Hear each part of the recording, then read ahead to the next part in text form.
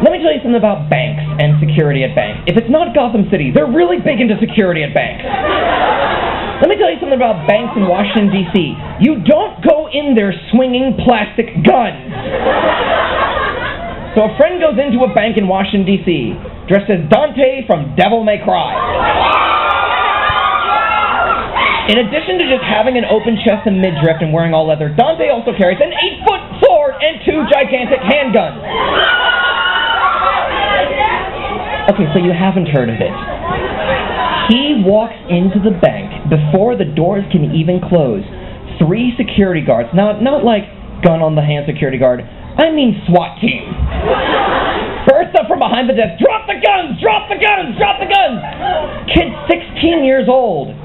He drops everything. He drops to the ground. His bowels have basically dropped everything anything he was carrying, he has dropped officially now. More security guards start coming out. It is officially on camera. Everyone is backed up. He's got Nerf Mavericks. They're not even painted. These are Nerf guns on his side. He is on the ground. One security guard walks forward, flips up his visor. Are you Dante?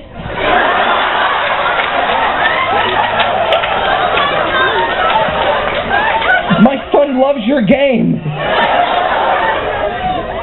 I hope he left the bank in one piece. Not dressed as one piece, but maybe one piece. Probably the hardest part that happens at a convention for me is that people are coming up to me expecting that I'm going to remember. Because here's the thing, I have a very selective memory. I have some friends who dress up as the same character again and again and come up to me at very different shows. That's how I remember. Because I'm very big on first impressions. Just like most of you. No one, trust me, ever had a very good first impression. Have you ever watched the birthing video? No one's first impression is nice to watch. But if they come up to me, I just play it simple. I just talk to them like they are the character. If you come up to me dressed as Shakespeare's Romeo, I'm going to keep you away from Juliet. Telling you, Capulet does not work out. I've read the fanfic. Go over and hang out with Macbeth. Does not end well. But I get recognized a lot throughout the city. Remember me? I was from this and this show. I was dressed in such and such. That's like the Halloween trick-or-treaters coming to your door in June with an empty pillowcase of needing of emotional validation. Remember me?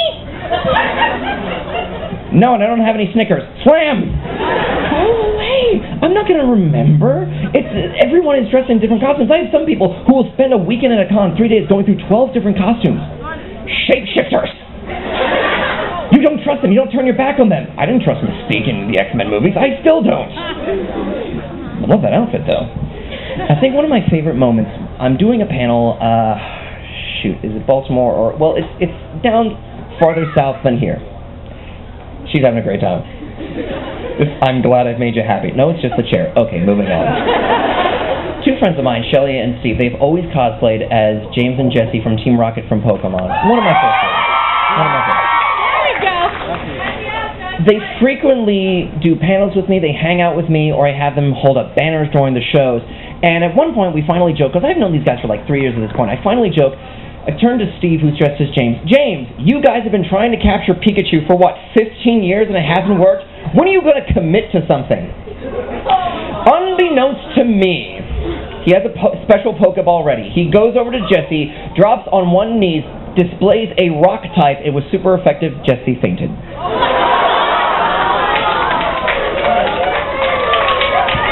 Pokemon wedding proposal.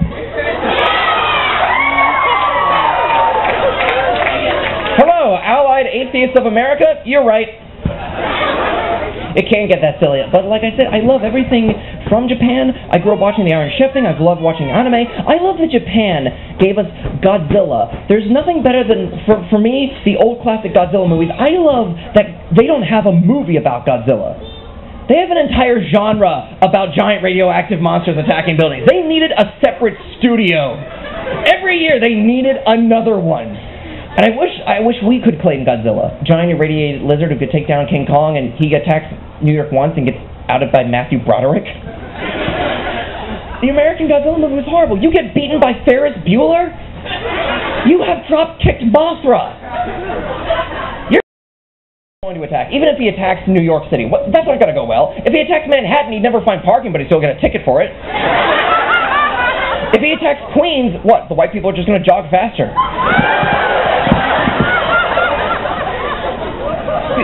If he attacks Staten Island, yeah, really, that's going to do it any good. Have I been here before? No, it always looks like this. Here's a 20. Get on a bus. Get off the island. I'll come back when you have buildings. I'm sorry. I can hear Sarah McLachlan playing in the background. This is tragic. If he attacked Brooklyn, yeah, nice try. Who's this? Did Boston send you because they can't beat us in baseball?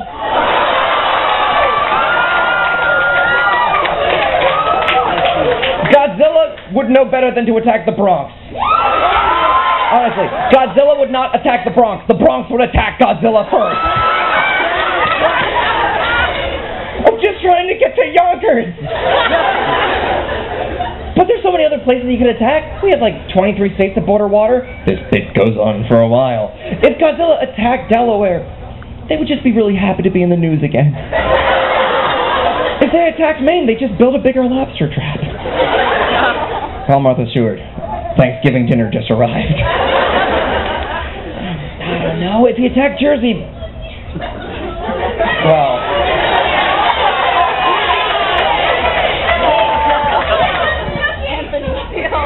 Would we stop him? Everyone come! Jersey's defending itself! Help Godzilla! Help Godzilla! Pennsylvania needs a beach! You could attack the Northwest and maybe do something about those sparkly vampires running around.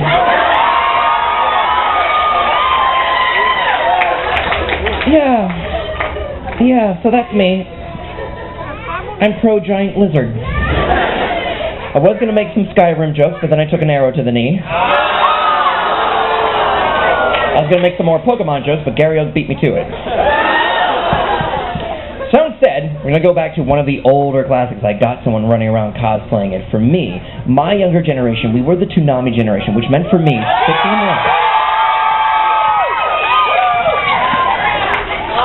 People over 40, you might want to run from this one. For me, it was waking up at 6 in the morning and watching Sailor Moon, no matter what, for me. I love that you guys do that, because it means I have to memorize less material. 10 minutes of my CDs are just people screaming because I've just referenced something that they know. This never happens at any other comedy club that I do. No one's like, oh, I hope he talks about Fruit Loops in my feet next. What's with this Santorum guy? I know that name! Wait for the punchline. So for me, a season and a half of Sailor Moon was absolutely magical. Sailor Moon is a series about 15-year-old schoolgirls fighting monsters and evil, wearing short skirts. Tell me something wrong with that sentence. Imagine the movie Sucker Punch, but add plot. Sounds really good, doesn't it?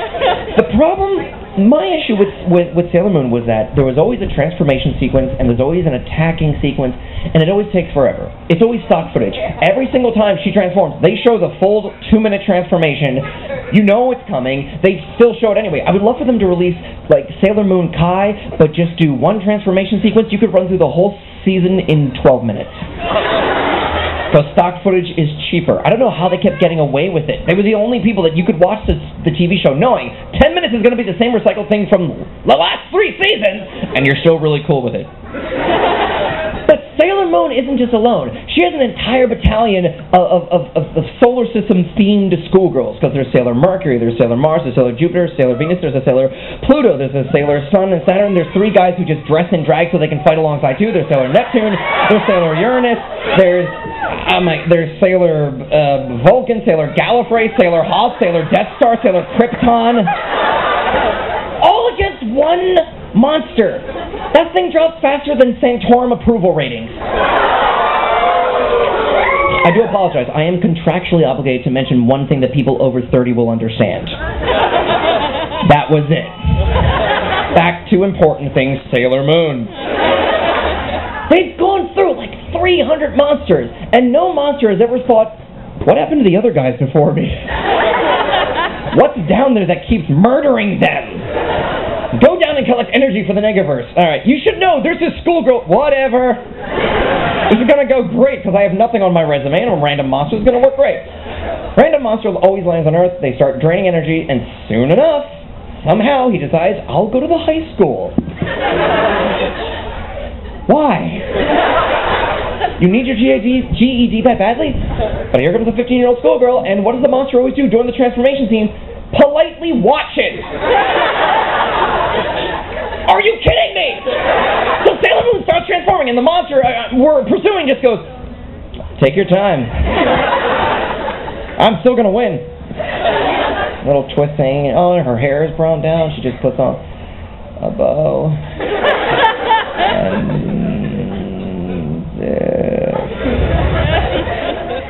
does it always take this long? I should have gone to the bathroom before the fight. Oh my god. Could have DVR'd Game of Thrones by this point. I could have read Game of Thrones by the end of this. Can you come to the fight dressed already? This is really inconsiderate. Hostages, does anybody want something from Starbucks? Anybody? Alright, what do you want? Alright, take a 20. You got a card? How much is on your card? How much is left on your card? Have you still got... Alright, we're doing this... Alright, I'll be right back with you. Medium soy latte. Cinnamon. Okay. Who's your friend? She's transforming too!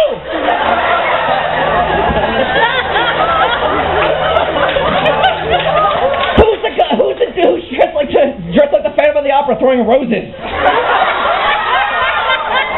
Is that... Okay, that's all you do. What? I'm dead already? That's why I love this show!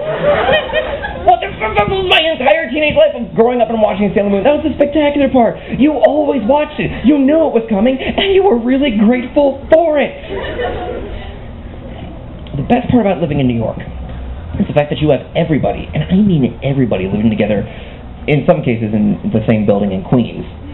From everybody. There's a Greek part of town, there's a Chinatown, and a little Korea. Exactly! And they live next together in harmony. This is only because we just live in fear of the taxi drivers. This is the only city where you can learn a new language just by hailing a cab.